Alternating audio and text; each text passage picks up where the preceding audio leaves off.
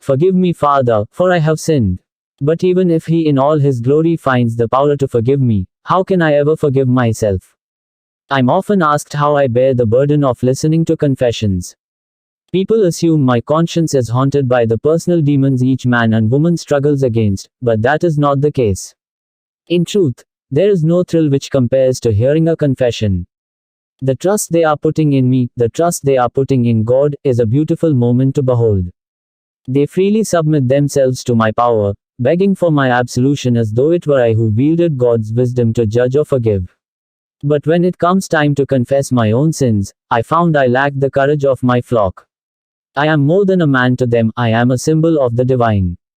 To admit my own failings is to weaken their faith that the Lord may shelter them if their belief is true. Or perhaps that is just the excuse I give to protect my pride. All I know is that this demon is too great for me to contain on my own, so I am writing this to beg the forgiveness of strangers in the hope I too may find peace again. 51 Sleepless Nights 134 Forgive me, Father, for I have sinned. He came to me like all the others and sat down in the other side of box. His voice was strange to me, almost like a voicemail compared to a human speaking in person. Speak and you will be forgiven, my son. I usually go in expecting infidelity. That is the most common curse which gnaws at our hearts with guilty teeth. I have killed a man. A good man. A man of God. The thrill only increases with the magnitude of the sin. I do not know who he is, but he is already telling me something which would allow me to destroy his entire life. I breathe slowly through my nose so as not to let the excitement enter my voice. Why did you do such a thing? He was a murderer himself, and I was afraid he would kill again, he replied. Disappointing. When they have a reasonable excuse for their sin, they do not feel the same desperate need for my approval. I would have preferred he killed someone innocent. To take a life for any reason is a great crime against God, I replied. That seemed like what I was expected to say. Confession is not the time to remind them how much blood God had demanded over the years. It is not your place to judge them. And it is yours to judge me. There was accusation in that voice. It sounded familiar, but I couldn't quite place it. Did I know this man? Tobias Wade, Com 135 Only God may pass judgment for such a sin. Then I won't waste my time with you. I heard his door open and then slam shut like a petulant child going to his room. What an unfulfilling sinner he was. The rush I usually felt was utterly absent. The next week, I heard the same voice on the other side of the box. Forgive me, Father, for I have killed another man. Was he a murderer too? Not yet, but he could have become one, the voice said. Infuriatingly familiar, perhaps he was a relative, or simply one of my regular congregation. All men have the capacity for evil. Does that give you a right to kill anyone? I asked. There was nothing as satisfying as leading them to condemn themselves. Finally I would hear the real confession I was waiting for. Yes, I could not have prepared myself for that answer. By the time I got home, I knew who he had killed. My father had been choked to death in his house last night. I still remember the first beating he gave me when I was 4 years old.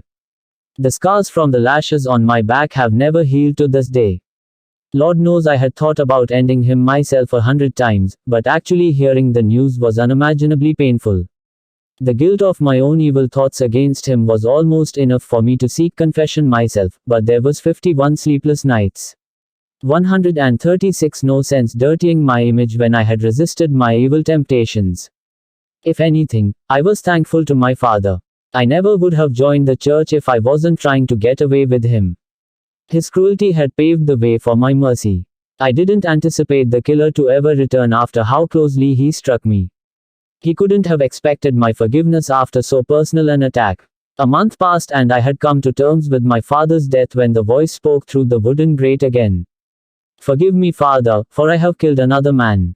My breath caught short. My fists clenched. How dare he? He never received absolution for either of his previous visits. That's when it occurred to me. He wasn't here for absolution. He was here to taunt me. The death of my father, the manner he composed himself, the blasphemous disregard for my authority. This was all a personal attack. Why did you do such a thing? I forced one word to follow the other. I couldn't slow my breathing this time. I couldn't allow this monster to continue. Because he made a fool out of everything I believe in. That was exactly what he was doing though. That was proof he was only here to torment me. I don't know what I have done to this man to deserve such abuse, but I am still a man with blood pounding in my veins. I was not going to idly take it any longer. Get out of here, I said. Both this church and heaven will be barred to you forever. You're a fraud, the voice said. You don't speak for God, Tobias Wade. Com 137 Hell, you probably don't even believe in him. You just get off on the power you feel from pretending. I'm warning you, I was shouting now. Or what? You'll send me to hell. I thought only God could judge me. I was shaking so bad I had to stand to expel some of the extra energy. I killed your father with my bare hands, and all you can do about it is preach something you don't even believe. You're pathetic. That was too far. I flung open my side of the confession booth and raced over to his. I threw the second door open with enough force to tear it off the hinges. As though his insults weren't enough, the man was wearing a rubber mask of Jesus. Take that damn mask off and leave, I shouted. I didn't give him time to respond though. I was already lunging at him, trying to pull the mask off. He fought back, his hands clasping around my throat. Those hands. The same hands which had choked the life out of my father. It was all a blur after that. I tried to pry them off, but the grip was too strong. It wasn't until I got my own hands around his neck that he began to lose hold. The thrill of confession, the power I held over people, it was nothing like this. There is no power over someone like having their neck in your hands. I finally understood why my father beat me.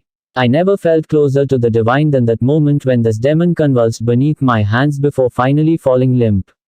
Finally. Now I could see who hated me so much that they 51 sleepless nights 138 would go to these extreme lengths to torment me.